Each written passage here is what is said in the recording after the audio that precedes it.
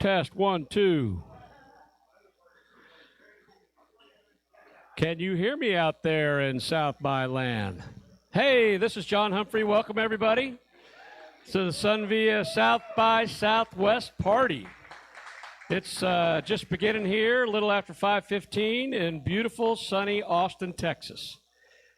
And we're going to sit here and talk a little bit about South by. I tell you, the best memory that I have from the last few days is human beings actually talking to people, not in a flat two-dimensional world. So it was really great. A lot of really outstanding topics, from what's happening in the metaverse to NFTs. I was very engaged with futurist thinking with Amy Webb, and it was really a lot of fun. So hope you guys enjoyed it. Tonight we're going to be with you for a few hours talking about SunVia and the launch of our new product, Protagonist. I know that our founder's lurking out there somewhere, Jay Williams. Jay, why don't you make your way back to the stage, and we'll talk a little bit about South by and what we all saw, learned, and liked.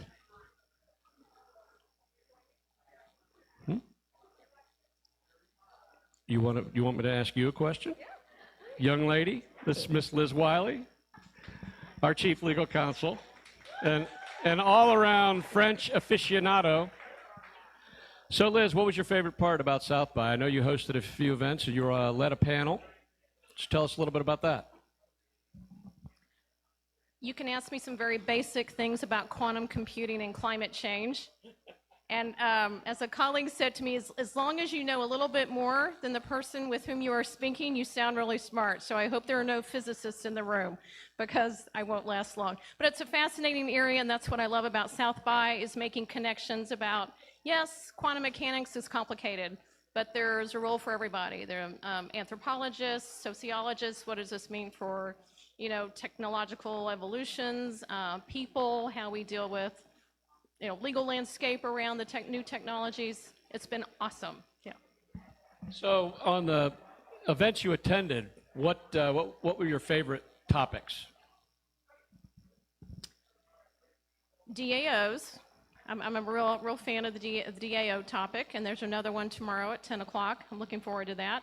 Hey, what's a DAO? Oh, a DAO would be a distributed autonomous organization, otherwise known as a distributed autonomous association, DAA. A smart contract-driven association of things that can happen according to a unique set of governance ideals. Anyway, so it's a way to govern in a way that's essentially, think about your own constitution, about how do I want this to work. In fact, the presentation tomorrow will be about how to use a distributed autonomous association in terms of running a media company. So we're starting to see not just DAOs being kind of a fringe, sounding like some fringe organization. It's starting to be more legitimate, mainstream, maybe legit's not quite right, a more accepted mainstream way of forming a company. Delaware is putting stocks, and companies can get organized on a blockchain in terms of issuing stock. It's happening everywhere. It's going to transform a lot of traditional realms, like buying a house and selling stock. I see our co-founder is, he left again. So this is why we have folks in the legal profession, because the mere mortals don't have any idea what Liz was talking about, and just assume somebody else figure it out. So. What I was really struck by was my expectations on coming. We'd hear a little bit about the metaverse. It'd be kind of a sideshow, given everything that we've seen in the press. We'd hear something about NFTs.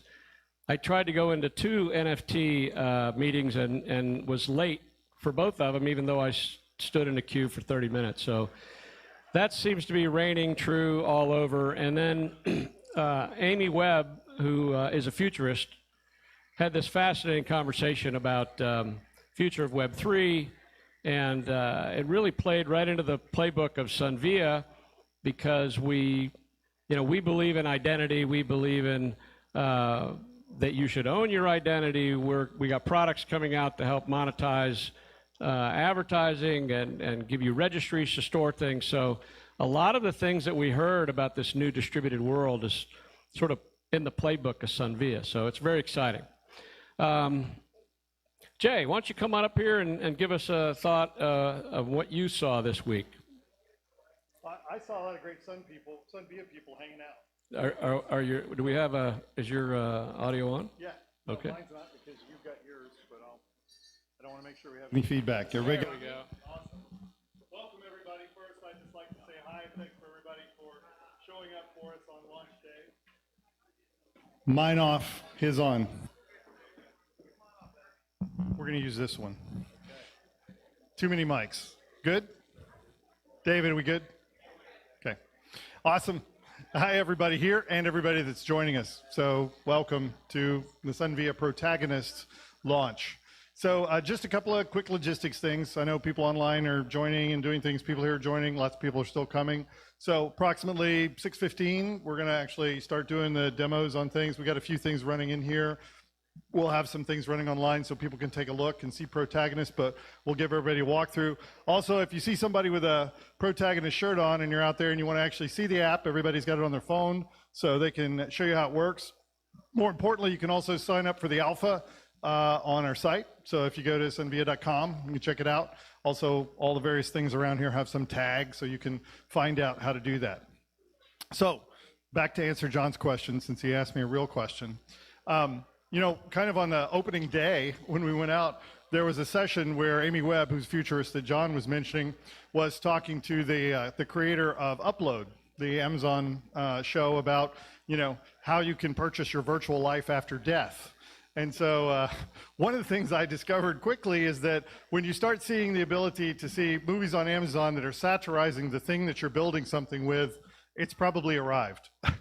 And so it's probably, in fact, you're behind. And so sometimes I think about what we're doing and I'm like, wow, they're already ahead. They're already practicing how we're going to manage it when we're dead. I haven't even built the thing to do it when we're alive.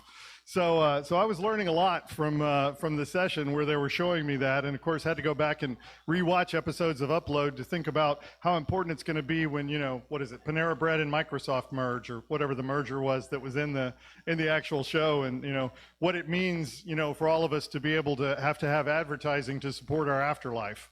You know, I'm not really sure about having that quest marker over my head, you know, in the casket, you know, somebody click on this so that I can actually, you know, have a better afterlife. I think that was tried in the Middle Ages. I'm not sure how it worked out. Yeah, it's a little bit more than putting it on the back of your license. You know, you can have my organs. Now it's like, how long do you want to live and what pay plan do you want to be on? So, which NFT do you have, right? Do you have the right NFT to do that? So, you know, the things that I'd love to get your perspective on, you know, we hear about the centralized versus decentralized that the blockchain is going to bring us. We've heard about this transition of sort of opaque third-party data aggregation to, you know, ownership of data by individuals. All of these ideas were contemplated, and it really brought home this idea that you've been working on for a while called the relationship economy. Can you talk a little bit about that? Sure, of course. That's why we're here, right? Because we're here because of relationships, right? How many people came here because somebody you know invited you? Okay. All right, get that person a drink. They made it here without anybody knowing them. That's awesome. So, no, seriously, I mean, you know, we think about it, we talk about it a lot of times. You see things from other companies who shall not be named that say, you know, we're all going to be in headsets and we're not going to know each other and we're going to happily go away into these worlds with little avatars with no legs and fly around and play with goats or whatever it is we do during our meetings and things. You know, but the fact of the matter is our entire world, our social lives for thousands of years, millennia, have been built on relationships. That's not going to change. What has changed over time is the relationship between the platforms, governments, and other structures that we use to live daily lives and how our relationships work with those. And so we went through a whole period, which our new blog post is up today, I think, so everybody can go read this in more detail if you want. But over time, as we built computers, we first built computers to do things like, you know, build nuclear bombs. And then we built computers to do other things, and slowly they became personal computers, and then they became networks, and then they became lots of things related to networks where we began to join them. But we kept the same legal framework that we used throughout that. So if you're not familiar with how many people here know what an end user license agreement is? How many people have clicked a button that you don't understand what it says, but you did it anyway so you could get access to something? Okay, good, that would be everybody. Well, you were accepting the end user license agreement when you did that. And so the fascinating part of all that is that you don't know what it said, and I don't know what it says, and nobody else has said. But the end user license agreement came from something called an end use certificate.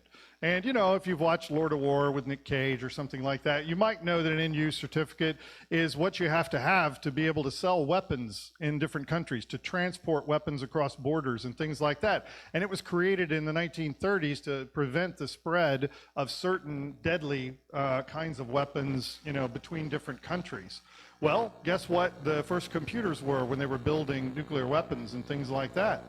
They were deadly weapons because they were building deadly weapons. And so therefore, when companies created use agreements and things like that, they started talking about end users, the end users of the tools that they were building. And that became the end user license agreement, which is what we use today to access every one of these platforms, which, by the way, that was created to regulate and control all of our information dissemination. It gave us very specific rights, and it preserved very specific rights to the actual platform. The rights that it gave us was, did you get any rights when you clicked that button? Did anybody get, please raise your hand if you got a right by clicking that button. Okay, yeah, I don't think so. So the fact of the matter is, how is that going to work when our lives are actually digital? It's fine back in the day, maybe when we needed to use a spreadsheet or we were using a one-off application, but how many people here can function without this? And that would be none, right? How many people think this is a phone? Anybody? Anybody still think this is a phone, even though we call it that every day? No, this is a biometric identity device that is also used to deliver all of your cybernetic feed every day, right? Of all kinds of things. And so we can't function. You see, I just saw another ad this morning. I think it was an Omen, by another large company that makes, devices to put on our face, saying that, in 5 years, the metaverse will be here. And, let's face it, the metaverse is already here. We all got here because of the metaverse. If you Ubered here, if you used an app, if you used your phone, like you do every day, that's how you figured out how to get here. So, we all live in the metaverse every day. So to do that, and Brad's going to talk a lot more about this later, you can also read about it on the site and things like that, we've got to shift from using a EULA to an end user, see, I'll do it again, even myself, I'm totally conditioned, an ethical licensing agreement, where we restructure the way that we actually control the relationship between ourselves and all the platforms that service us. And so in the midst of doing the things we're doing with identity to help you see your worlds and the things we're going to show you with Protagonist, there are also legal structures that have to change to do that. So I know that was a long-winded answer, but I've been waiting for a year and a half to be able to say this. So, thanks, Jay. That's really great. How many of you all, we crossed the 52% Rubicon of your screen time in 2020. How many of y'all were online today? How many of y'all would not have found this place but not for a digital device? And I think that's the big mystery that we're sort of talking about, is that, the metaverse isn't some futuristic thing. It's the inner workings between your digital and your physical lives. Just think about biometrics on your phone, or how you reset your password with dual authentication. And everything that we are doing now is increasingly digital. I think I read something by 2025 will be 65 to 70% screen time. And so as we started unpacking, you go back to the genesis of the company, it's like, what is Web3? And what is it going to mean for people? And how people extend those relationships? And what does the digital ledger mean to centralized identity? How do you have a centralized identity on a distributed ledger? I mean, that's like the easy question, right? So talk a little bit about what the blockchain does for identity, registry, perfecting people's interest in the assets that they own, and that sort of thing, Dave. How come I get all the hard questions? Well, first of all, we're going to just cut this short, so I'm only going to give you about a 90-second answer, if I can even do that. And then we're going to get back to mingling and drinking and eating, and then we're going to cycle back around and start the real show in a little while. Short answer to that question, though, is everything. Because, one of the biggest challenges I think everybody's had, you probably heard Liz mention things like the Decentralized Autonomous Association and those things, is that the only way to do anything is in a centralized way. And with the advent of blockchain and the proving of the world around, an algorithmic-based transactional system like Bitcoin, it's given us the ability to have a different way to do things. It's not just about a data store. It's not just about a stack of information. It's not just about a stack of, rows and columns, in a spreadsheet.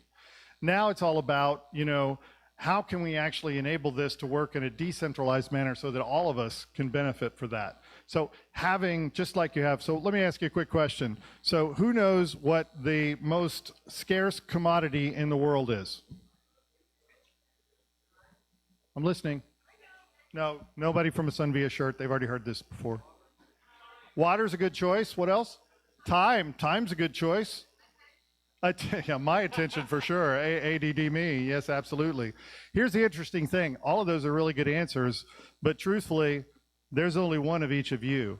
There's a stack of genetic code and a spirit inside of every one of those things that you occupy out there that is literally the most unique thing on the planet. It's not yet, at least, duplicable in reality. And so when you think about if that's truly the most scarce good on the planet, how do I enable that scarce good? How do I control that? And while in the physical world you may be able to do some of that, it's a lot more challenging in digital space to be able to handle that.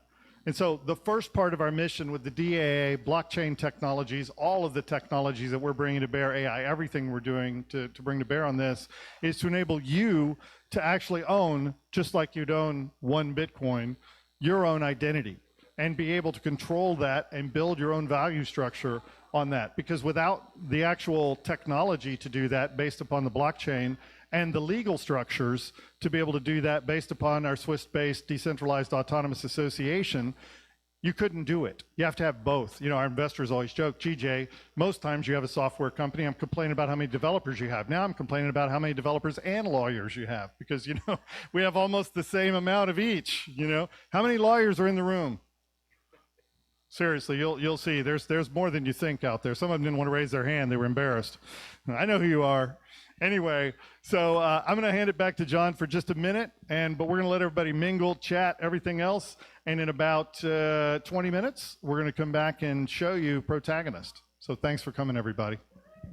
Great. Thanks, Jay, founder SunVia. Appreciate it. SunVia, here we go.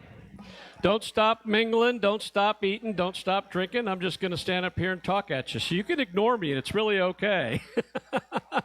I had somebody come up at the break and ask me about identity and why it's so important to what we want to do with things like permission-based advertising and registry, and how that was going to work, and why Liz was talking about decentralized autonomous associations. And the truth is, if I'm really going to give permission to a brand to market to me directly, as opposed to the way that things work today, which is aggregated data and the idea of me, not necessarily me, I have to have the identity with which to give it to somebody. And so the long-term vision of SunVia is to create this identity that lives forever in a decentralized way, in a country in Geneva, Switzerland, for example. And the association would have chapters throughout the world, each country having their own legal structure and their own country manager. So kind of an interesting thing that you would create this structure and then give it away to an independent third party. But we really believe for us to be able to perfect who we are in the metaverse and in the human condition, we have to create that structure and give it away. So somebody else asked me, so Jay used lots of $5 words. Give me a practical example of things that SunVia is going to be working on. I think one of the easiest things to cover is how advertising works in the world. Some of you are old enough to remember life before very large social media companies and companies like Google existed. I remember reading about smart guys coming out of Ivy League schools that were going to do these things. And when that happened, there was this massive wealth transfer between traditional marketing and traditional channels and these large social media companies and independent data aggregators. And so these firms take the data that Jay was talking about because of your end user license agreement where you give them permission to take your data and do with whatever they want and own it. And then they sell that to other firms. And so when firms buy data sets to do marketing, there's this opaque idea of where did that data come from. And so our vision is that once I've gotten identity taken care of, then John can give permission to his favorite brands. I'm an outdoorsman, so I like Orvis, and I like Beretta, and I like Filson, and I like Cabela's. And so I might say to those people, why don't you follow me directly? Why don't you market to me and make my relationship with you better? And I don't think anybody would disagree with the idea that, harvested data in the metaverse isn't as valuable as data that an actual person gives to a particular brand so that they can do a one-to-one marketing with me. Now, I'm not saying that every brand knows how to do that, but that would be one example of where identity and advertising and marketing work together. So, Liz, what are your thoughts on that? My thoughts are that we might ask Corinne here about her thoughts, because I was rolling out that idea about what's her favorite store. Why not, take a look at where your cookies are taking you? And what if for a certain incentive, you'd say like, sure, check it out. Come see what I'm looking at. And in return, what will I get? I'm not stealing someone's thunder, am I, by saying that? Because you said that. Corinne, you want to come have a conversation with John about the relationship economy? What? Sure, happy to. Hope I have something good to say. Yeah. So think about the things that you love to do and the brands that you love, and you probably get these standard emails like everybody else does. Even if you love the brand, they don't seem to do anything else. But so give us an idea of what a one-to-one relationship would be, or a more intimate relationship would be with a brand that you love. Well, you have some degree of relationship with some of the vendors already. Like when I buy clothing, I'll buy from Stitch Fix, and I don't know if they use an algorithm or an actual person to pick clothes out for me. They say it's a person, they give it a name, but I've been sort of suspicious whether it really is. Oh, okay. So that's been my experience. I could envision how that might work in a metaverse situation. Yeah, so there's a lot of companies that are using AI to sort of match your preferences and give you a better experience. But there's, just 2 weeks ago, read about American Airlines doing an experiment with some of their high mileage customers, asking them questions like, what kind of hotel would you like to stay in? What do you want to see outside your window in the morning, a beach or a mountain? Tell me what you pack. So that they could say immediately, hey, here's 3 or 4 places that we're going that you might want to go. Can you think of other brands that you interact with that might make sense? Yeah, I could see that would work with maybe airline companies, your regular travel partners, how they want to work with you. I know already in their like reward clubs, they keep track of whether you like aisle or window or direct flights or time of day or things like that. But they could be asking so much more. When I think about that particular use case, I think, well, American knows when I travel on American where I go, but they may not know that when I'm in Texas, I'm on Southwest Airlines. And so, your favorite shoes or your favorite purse or your favorite clothing companies don't know the other things that you might do that they might benefit from knowing that and give you a better experience. So what do you think? You think you would give permission to a brand to follow you and have a closer relationship with you, or do you think that's creepy?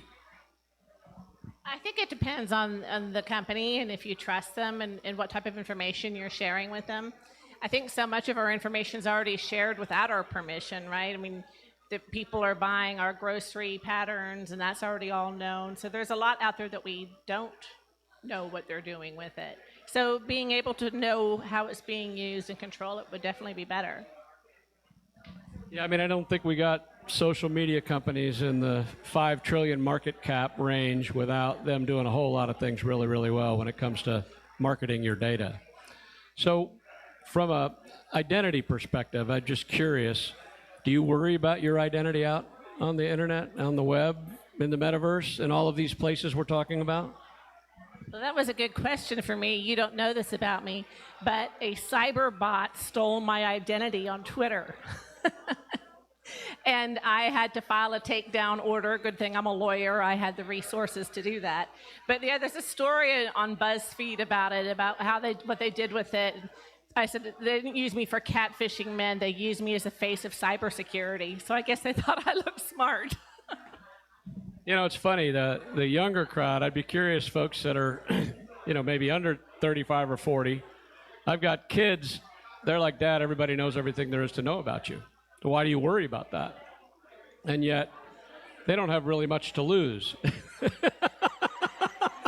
And maybe if they did, they would think differently. Or maybe they would realize that a 23andMe can't sell your genetic sequence to your healthcare provider, but they can sell it to your insurance provider. Yeah. And so when you start thinking about the intimacy of this data and how it can get out there and how it can be used nefariously, it really is something we need to figure out.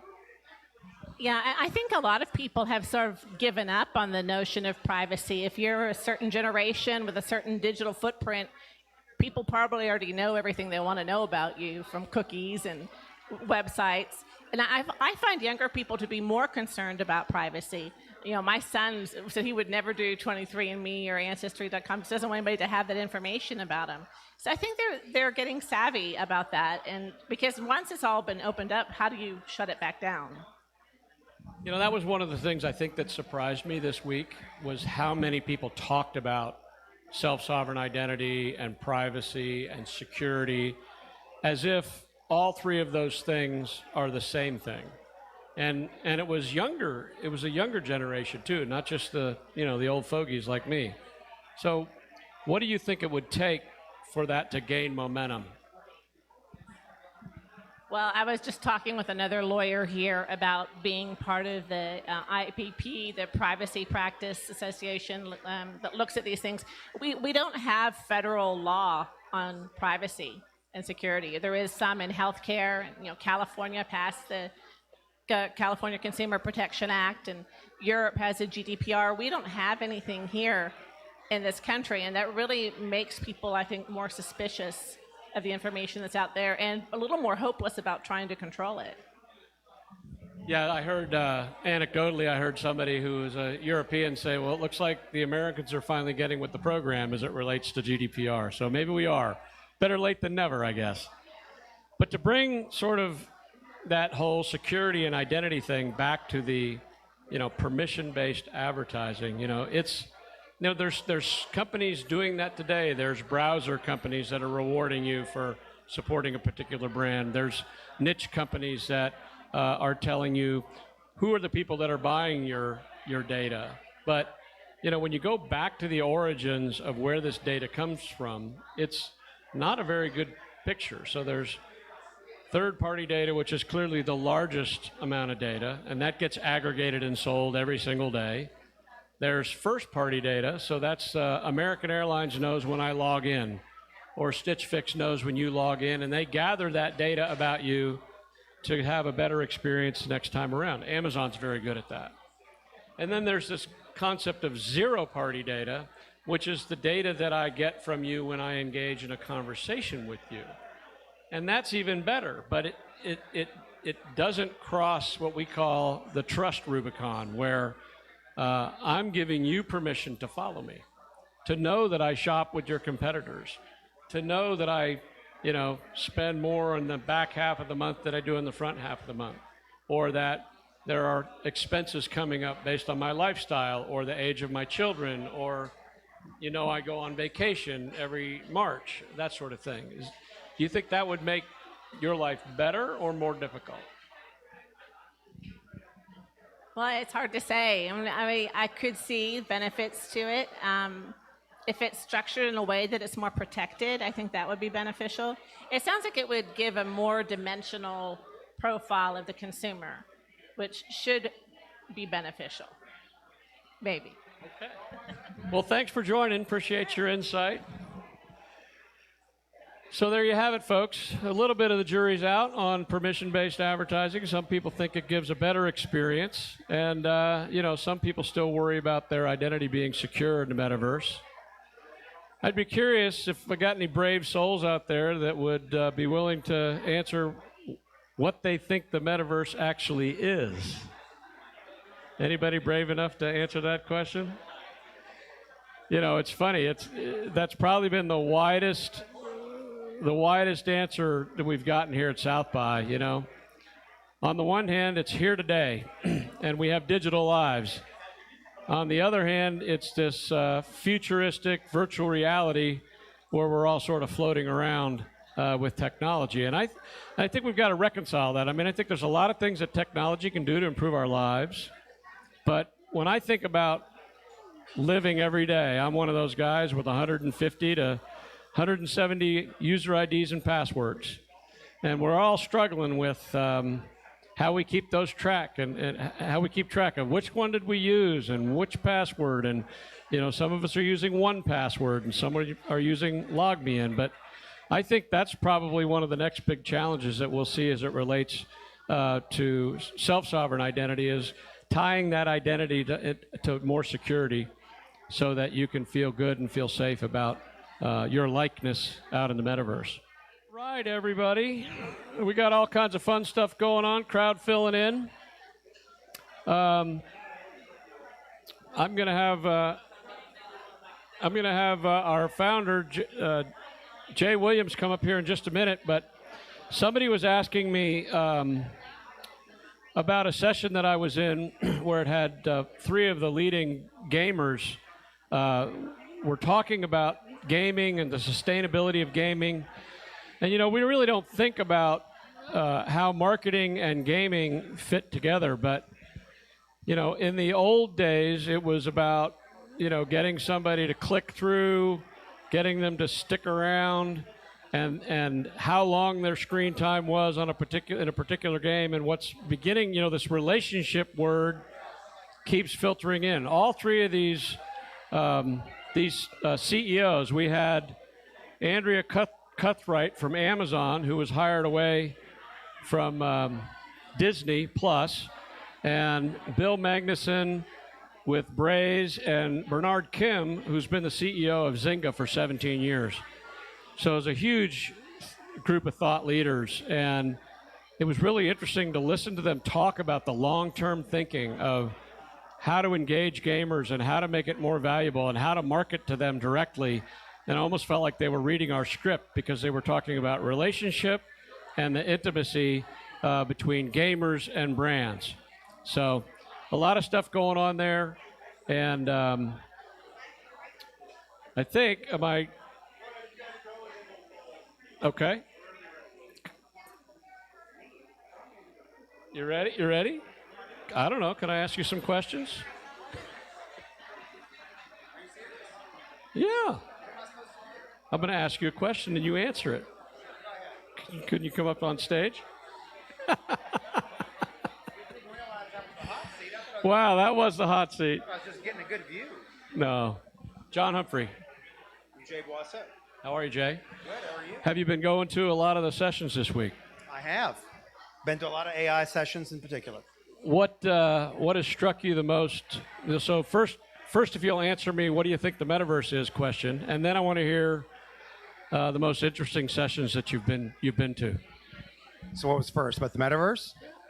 So I like Jay Williams' definition of the metaverse. We've been doing it all along. We have a digital identity in there. We just happen to have too many of them. We have one for each of these closed ecosystems, and we need to fix that so that you really truly have an identity throughout all of these.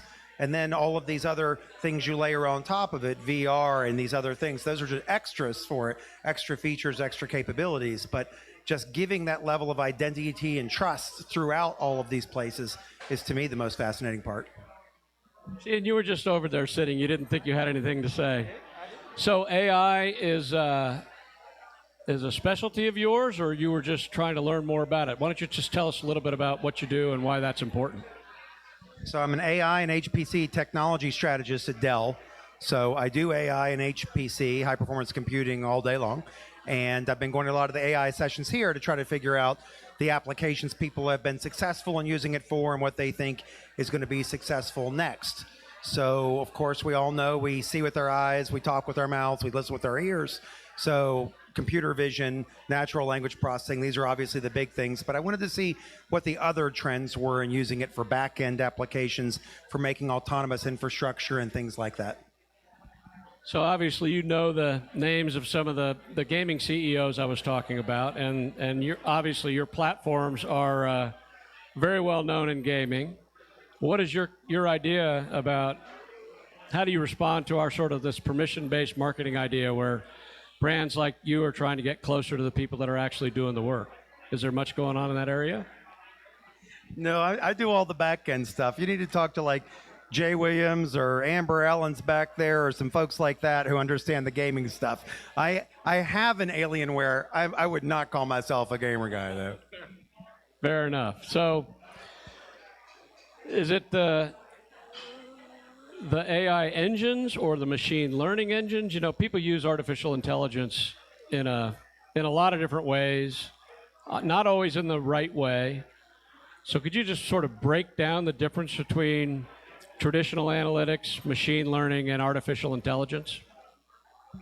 I'll try to do it quickly. I give whole lectures on this, but I'll try to do it real quickly. So the certainties are that every human wants to know what's going on and why, and what's going to happen next and why, and how can I turn it all to my advantage. And we do that usually through experiences and learning. And now we do it through data we collect from other things as well as our own senses. And so data analytics is an evolution of the more data you collect and the better methods you develop, the more you can tell about the present and the future. And so that's the one constant. We always want to know how we can understand the present and future better and make better decisions about it. So AI gives this ability, if you have vast data, to use these incredibly complex algorithms to understand the present data and future trends even better than other analytics techniques. And so we call it revolutionary and transformational and all this and disruptive. And it is those things, but it's also the natural evolution of humans collecting more data, still wanting to answer those fundamental questions, and thus developing better techniques to do those kinds of things. So what we used to only have databases and SQL queries for hindcasting. Now we have business intelligence tools for understanding the present. And we've developed tools like Hadoop and Spark and now machine learning and deep learning for understanding the present and future better. And of course, the end goal is truly cognitive computing. We're a long way from that now, but we're on the path. And so natural evolution of growth in data, growth in knowledge, those two things work together and we get better and better techniques like machine learning and deep learning. Awesome. Sounds like Dell's in good hands. Appreciate you coming up and sharing with us today. Thank you. Take care. All right, Mr. Williams, you are wanted on the stage. Come on up. Thanks, everybody. All right. Room up on the wall behind you, you're going to be able to see the Protagonist application. And again, after we're done here, lots of people wearing these shirts have them and can show it to you. Sign up for the alpha. Next month, you'll get a copy of it to go to town with everything that you want to do with it. And we're going to ask you what you think about it, and you're going to help us build it. So thanks, everybody, for coming out to do that. What I'm going to do is move for a second so they can adjust the camera so I can actually see it so that I can say start, stop, and everything else. Okay, we are ready to roll. So before we roll, I just want to give you a little background. So, we actually are an infrastructure company. And so we started out thinking about how are we going to help people manage their identity? How are we going to help people manage their digital representations of their physical self, their avatars? How are we going to manage the worlds that we go to? I mean, I think we're all familiar with the fact that today we're not sure exactly where our avatars go visit and where people take our information and create outlines of ourselves that they then sell to other people who then actually market things to us that we may or may not want in the middle of our ad when we're trying to read The Atlantic or whatever it is we happen to read at home. And we also, really, if you were out at South by, how many people were at South by and actually saw an NFT? Anybody? Okay, how many people downloaded an NFT? Somebody told me there were 200,000 NFTs downloaded. I want to see how many people here got one. All right, I got a few. There's a few out there. I want to see your NFTs. I'm going to come around. I'm going to call on you. I want to see what they are. So my point here is that how are you going to manage those, right? Okay, so you got some NFTs. You got one thing here. You got one thing there. You went and bought one on OpenSea. You got another one on somebody that's got a Solano, NFT. How do you link those together? How do you show somebody your whole collection? How do you even do those things, right? There's no framework to do that today. There's no standard for those things. There's no way to even prove it was you that actually bought that, depending on how your email was set up and your wallets and your accounts and things like that. So when we were thinking about the infrastructure side of that and trying to figure out how to do it, we realized a couple of things. First, we realized a lot of people didn't even know what I was just talking about, which some people at the company still probably don't know what I talk about, just as a general rule. But we said, okay, well, we're going to build a platform, but if we're going to build a platform, we got to have a way to show it to everybody. And since we're building something that hasn't existed before, I guess we're going to have to build an app. And so everybody said, oh, well, we're going to build an app. Is it going to be like an app you sell? I'm like, well, no, it's going to be an app we give away, right? It's an app that basically we wanted everybody to be able to do because everybody needs to recognize one thing if you don't take anything else away from, coming this evening. The metaverse is already here and you're in it, right? Every device.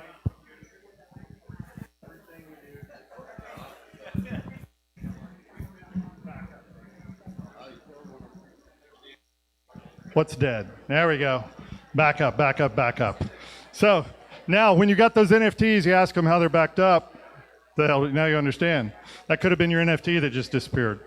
Anyway, we had to come up with a way to show this to everybody and to give it to people so you could actually see your worlds. So you'd actually know what it looks like to be in the metaverse, because it's not coming with a bunch of goggles in 5 years or 10 years or what everybody says. We're already in it every single day here. And so as we went through and put this together, we wanted to show you three things. We wanted to show you that here's all the worlds that you're out in every single day. And by the way, you access those worlds with different avatars. And when I say avatar, I'm using the traditional, I always feel so entertaining to say that about a movie like The Matrix. The traditional definition is provided to us in 1999, by The Matrix, is a digital representation of your physical self. So, but we have hundreds of those. We have bank accounts with our banks. We have accounts with our phone companies. We have, emails. How many people have more than 2 email addresses in the room? Okay, that would be a lot. Oh, come on. Is there anybody here that has just one email address? Come on, raise your hand. Please, everybody, because she works for the state. She works for the state. That's why she works for the state. So it's an Austin.gov address. I happen to know, so that's not fair. She has a personal email too. Don't believe her. Okay. So anyway, the fact is, how many places have you logged in that now has a record of that email? Right? I don't know. Hundreds, thousands. I don't know. How many people here have had an email for more than 10 years? Exactly. How many emails have you had in 10 years? Don't ask that. Don't answer that. I don't want to know. But the fact is that, we don't know, right? We don't know where our stuff's being used. We don't even know where we use it, much less who anybody else is using it. So we wanted to give you a way to be able to see that. So Protagonist is that way. And the other thing was, we said, okay, you got to be able to do 2 things if you're going to do that. One, you got to be able to like something. You got to be able to say, I like this world. Originally, and my marketing people are all going to yell at me, we originally called it the naughty list and the nice list. Because, I thought that was, everybody would understand that. And so, because let's face it, there's a lot more stuff on the naughty list than there is on the nice list, right? Some people have a lot of things on the naughty list. And so I didn't say it was the like list, I said the naughty list. So, but my point is that, you have to have a way to differentiate those things. Today, you can't tell, right? You don't have a way to actually say, no, you can't have my information. How many people said no when that button pops up and says, do you accept my cookie policy? Yeah, okay, Brad, but nobody else, right? Because he doesn't have to be on social media every day or do anything. So, if you don't actually have to do anything, you don't really need to do that. The rest of us that work, we have to actually do something. So if you do, you just say yes. You just say yes. How many times a day do you say yes? I counted the other day. I said yes, even though I've already clicked on everything at least 5 times, about 20 times in a given day. Yes, yes, yes, yes. To do the same thing I've been to before, right? So we needed a naughty list and a nice list because we need to be able to tell somebody no. We need to be able to say, no, you can't have all my data. You can only have this much data. You only have this much data to do something. And the other thing we realized we needed to do was we needed to be able to lock that. We need to be able to say, yeah, no, never, not now, not ever, right? And so you'll see as we go through the app, every world has two things that are very prominent on it, a heart and a lock. If you see something that's locked, that means no, you can't have it. If you see something that's unlocked, then it's yes, you can have it. We also wanted to make sure you could easily see everything that you've said yes to. So we're going to run a video up here because it's a lot easier for me to say pause as we go through things. So I'm going to stop along the way and talk about parts of this. Go. So there's the usual welcome, do all of your exciting stuff, etc. Pause. So when you see this, and we're going to have this available online probably in another week or two for people to run through the interactive parts of this, we created a couple of people because we wanted different folks to see how this would work differently. So we've got Ben, who's an average gamer, and he pretends like he's got a job on top of that where he works just sporting his gaming helmet. And then we've got Jenny, who's actually a professional that has a lot of stuff to do, as well as a wedding.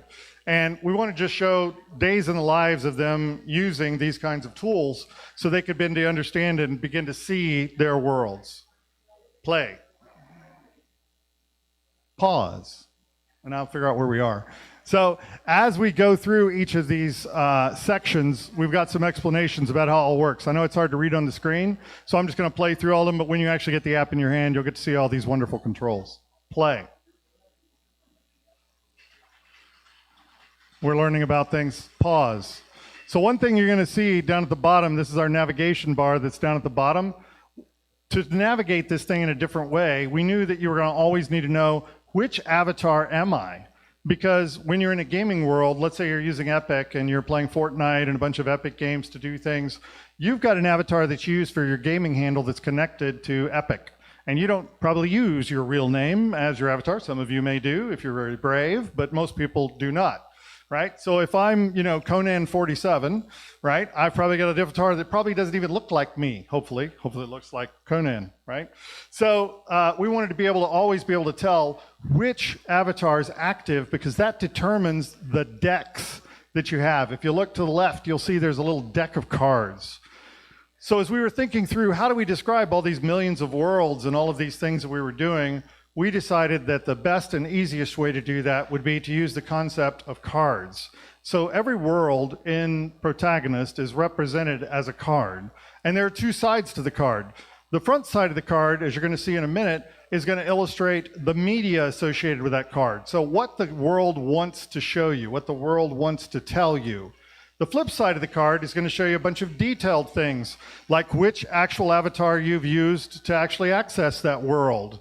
Right? What are the characteristics or attributes, as we call them, of those worlds? What's their security look like? What's their privacy look like? What's the community look like? So all of those things are going to show up. And then if you see the 9 dots over to the right, that's our version of menu access, which is going to let you do a lot of different things with the worlds or within the worlds or with your decks. Play.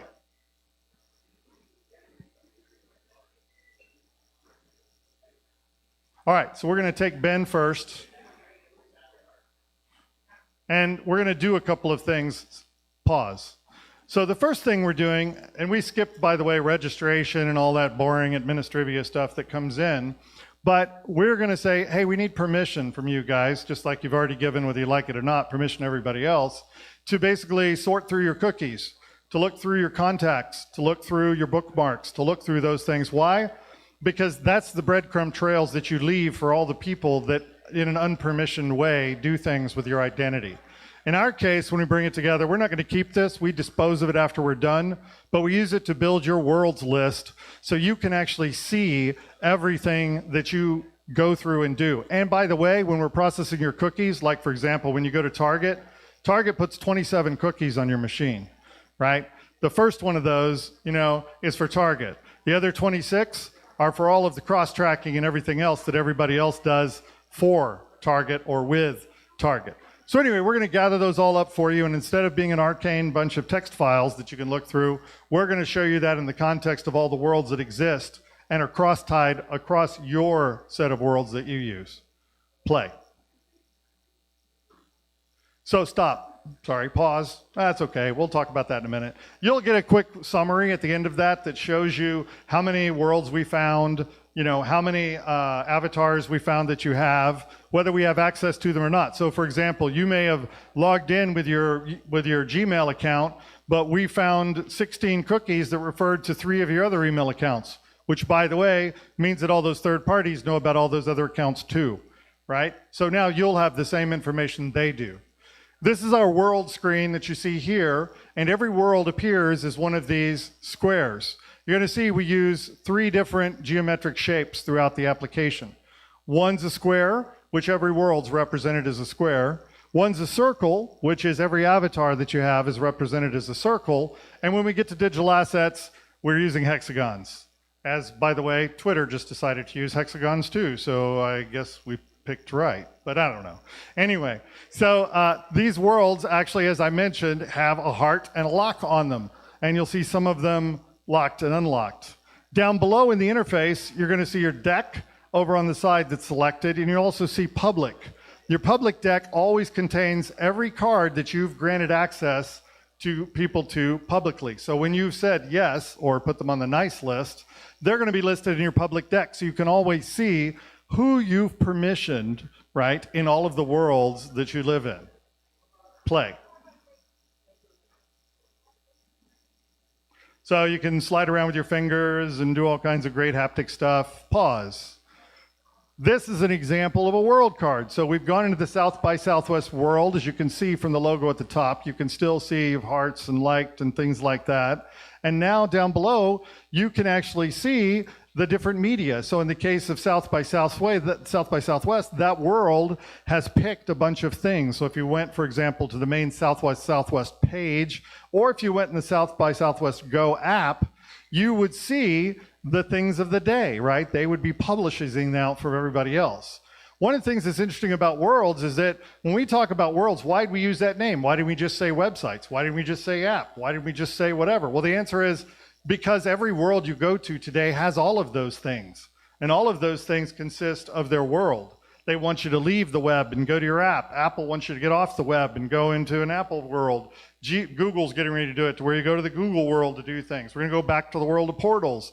My point is you want to control your worlds, and you want to see across those apps, across those websites, across those Twitter channels, across all the social media that those worlds inhabit, all in one place, right? You don't have to search around to figure out, is that actually the real ABC News Twitter? You know, how would you know if it wasn't attached to the world and validated there? Today you can't, right? You guess. Because how many are there? There's the ABC News, there's Bob ABC News, there's so-and-so ABC News. Are these people really affiliated with ABC News? How do you tell? There's no way to tell, right? So this starts to give you a framework to see everything in one place. Play.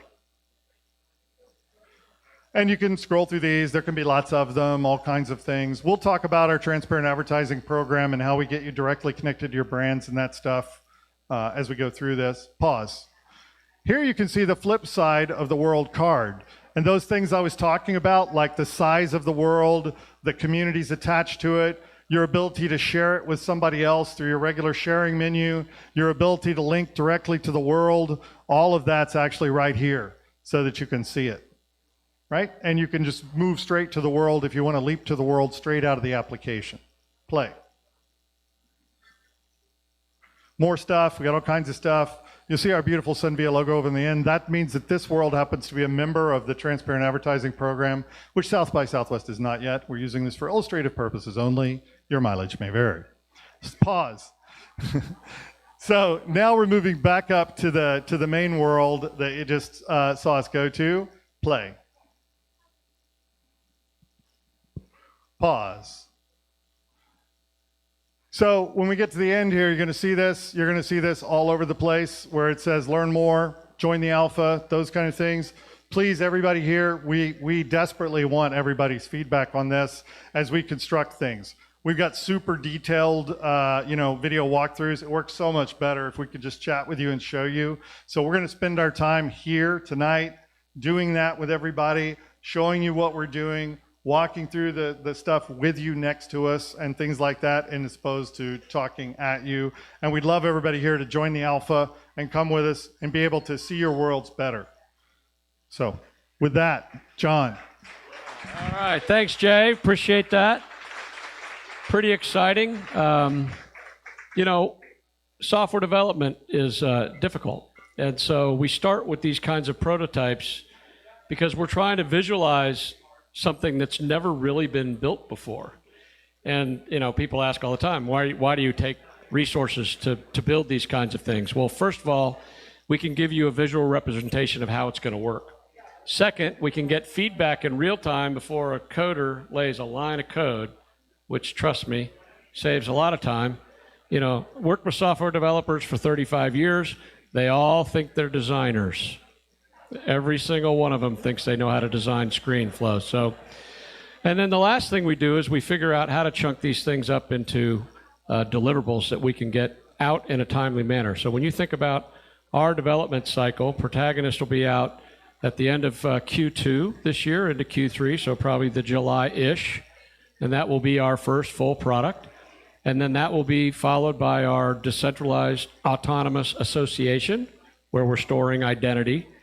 The reason we're doing that is because registry, which we haven't really talked about around digital assets, is really important. There's lots of exchanges out there. They're trading NFTs, they're trading digital assets. They have no way to really store the perfection of the interest in that asset, which if you ever go to sell that asset, you need to actually prove who owns it. And that's why it's so attached to identity. From there, we'll be doing a digital asset release towards the end of the year. So a lot coming. And so we're going to take another break here and get back to the bar, relax, ask anybody in a shirt to take their phone out and let you see versions of the demo. We are in day 5, I think. I think by day 5, everybody's a little blurry. Most people are tired. They don't know what day of the week it is. You ask them what they've enjoyed, and they go, I don't know, let me think about it. But one of the really fun things that I get to experience as a part of SunVia is because we're building this next generation platform, we actually have a vice president of trust. And so I'd like to bring Brad Gold up here now. Most companies don't have a VP of trust. And so I guess the first thing, Brad, I'd like to talk to you about is, why don't you tell everybody what a VP of trust is and does, and then we'll get into some questions about South by. Well, thanks, John. That's right. This trust position at a company is a bit unusual, but in my view, in our view, it shouldn't be. Because business is about relationships. It's about understanding the people that we're working with and the people that we're working on behalf of. And when we build that into our products from day one, it helps us build something that's going to be of high quality and sustainable, and over time, something people trust. And that is how we build for the future. You know, I don't think many people realize that even the things that we do in social media, LinkedIn, we follow somebody who we like their point of view, they're smart, we use their content in our everyday lives. But all that relationship has its genesis in trust and transparency. So talk just a little bit about some of the sessions that you saw at South by this week that were specifically related to trust, and why there were so many topics that seemed to touch on trust this week at South by. Well, for everyone that's been here at South by, whether it's in person or virtual, you could easily go through the schedule and look for keywords. You can look for trust, you can look for privacy, you can look for security, you can look for these topics that directly interest you and use the same vocabulary that everyone's been using for a long time. One of the most fascinating things about being here has been the number of conversations where trust and privacy and values and ethics come up, and not just as a side piece of the conversation, but as a core component of the conversation. And it's happened in all kinds of different talks. I've been sitting and listening to successful entrepreneurs and investors talking about how to help young startup entrepreneurs get their first investment.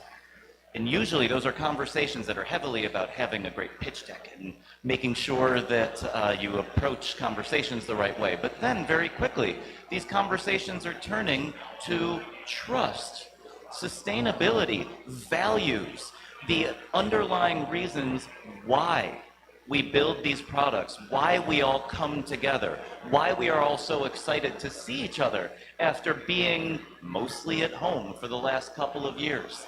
So I gotta say, I think like many other people, I'm just happy to be here and happy to be reestablishing more of that trust, more of those relationships, because it just makes you feel good.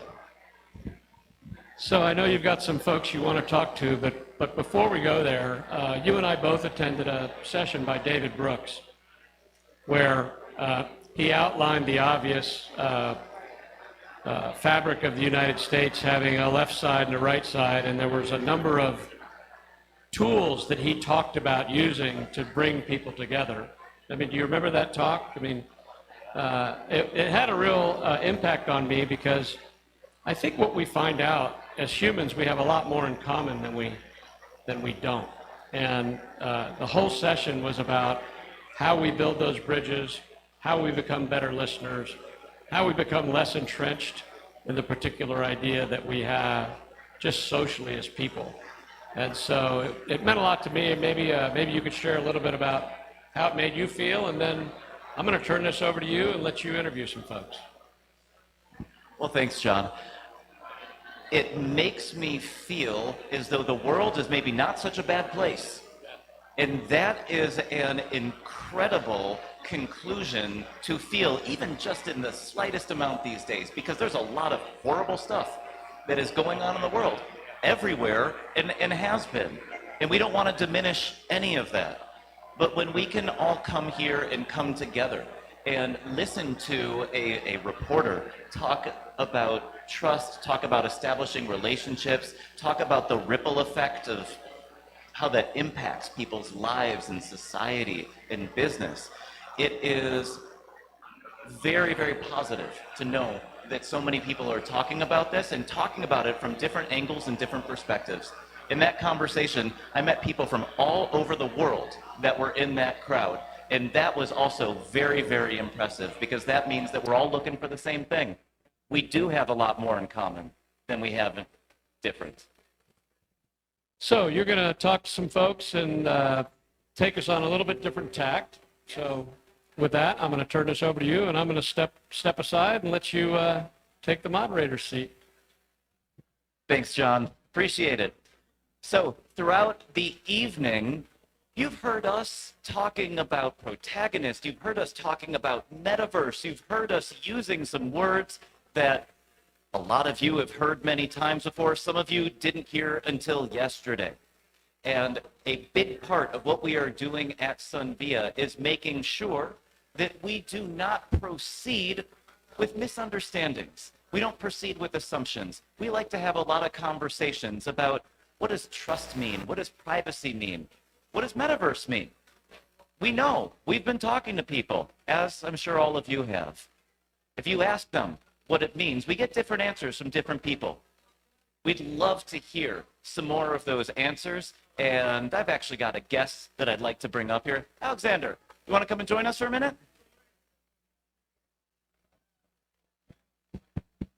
Thank you for being brave, coming up here and joining us. Alexander, first, tell us a little bit about yourself. What are you doing here? Howdy. I'm Alex.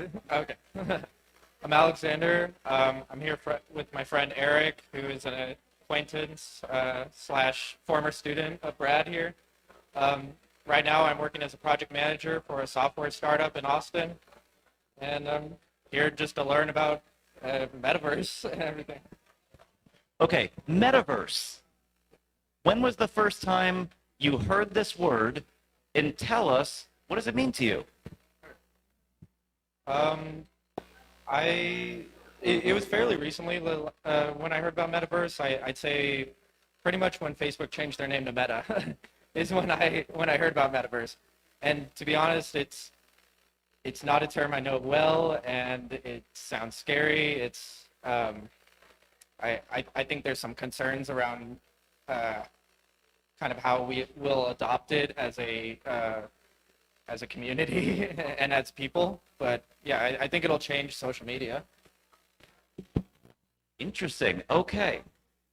Definitely can't blame you for feeling a little bit scared because, however many of us have heard this term metaverse, it seems to have come out of nowhere, and it didn't usually come lightly.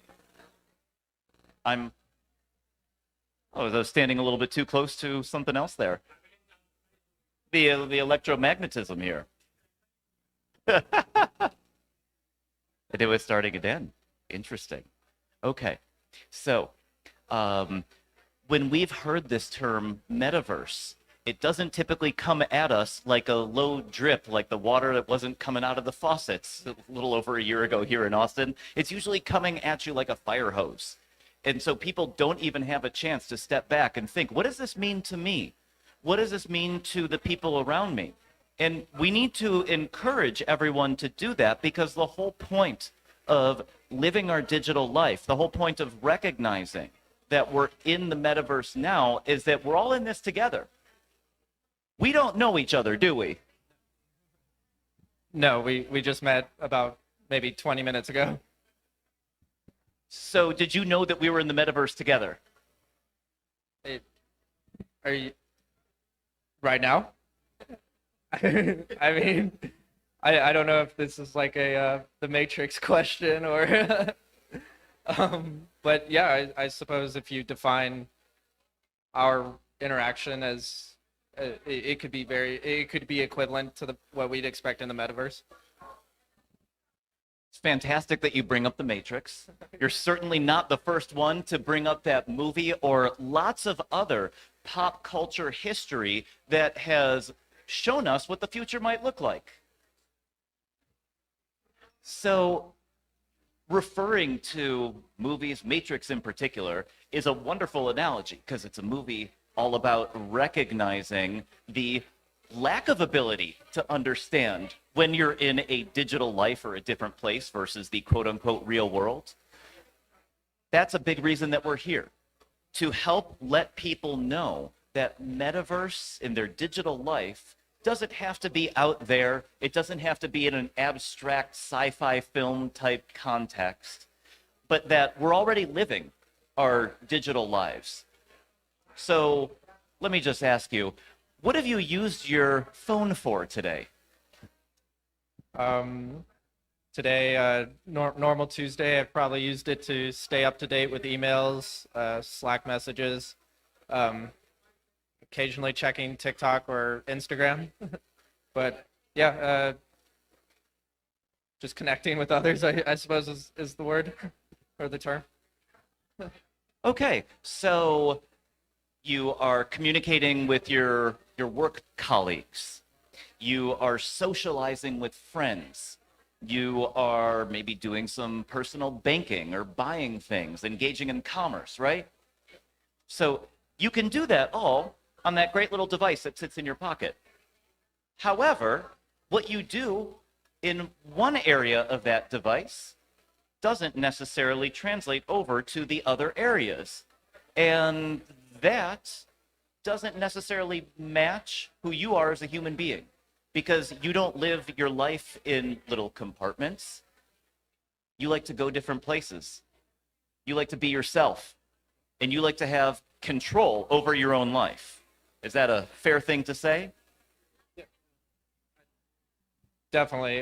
There are certain apps that are strictly work related. There are certain apps that are used for both work and my social life. So yeah, I definitely define parts of my personal device that way. Yeah. Well, you and pretty much all the rest of us, that's how we've been feeling for a long time. And ultimately, what we want to do with Protagonist and SunVia and all the products we're building, and just as importantly, all the conversations we're having, is help people live that digital life with control and choice and respect and values and ethics and the things that you care about and the people that you care about and the communities that you care about. One of the best parts of being here at SunVia is our ability to collaborate with other people here at South by, all of you that are joining us on live stream, and anywhere else for that matter. We're really looking forward to what those relationships bring, what those conversations continue to teach us, and we feel great about where we are right now, but we also can't wait to see where we are in the future. We know it's the metaverse, we know we're there, and we're looking forward to see what else happens. So, Alexander, thank you for coming up here and being a good sport. Appreciate you. Back to you, John. All right, thank you, Brad. Before you come on up, I was thinking about one of the presentations that I was in at South by was run by Sandy Carter, SVP of Unstoppable. And she had a great presentation. If you guys could get the recording of it, I thought it was really great because she gave us some building blocks, ones we've been talking about all night. We've talked about decentralized ledger. We've talked about identity. We've talked about blockchain. But the last thing she talked about was community. And, communities are based on relationships. And one of the things that we're trying to do as a software company is understand what our potential clients actually want and in what order do they want it and what do they care about. So it's odd, I think, a lot of times for a company pre-revenue to hire a chief revenue officer. But the reason I'm here is to sort of think about who we can listen to, who we can talk to. So when Jay says, join the alpha, give us feedback, we actually mean it because the direction of this company is going to be dictated in the direction of the market. So with that, Jay, I'd love you to come up, and we're getting in the fourth quarter. So. This is it. Fourth quarter, last play of the game. So we made it. It's like year and a half. Okay, first down. It's like, all right, now we got a million other things to do. But for tonight, thank you, everybody. Thank you, chat. Thank you, internet. Thank you, everybody that's out there. Thank you all for coming and seeing us get started. We've got a great journey ahead. Thank you all for staying with us. We look forward to seeing all of you in the real metaverse today, or you can wait on the other guys. They'll be here in 5, 10, I don't know, sometime. Thanks for coming, everybody. Drink some more. We got another 40 minutes of bar and food. For those online, sorry, next time it'll be in the metaverse. Bye.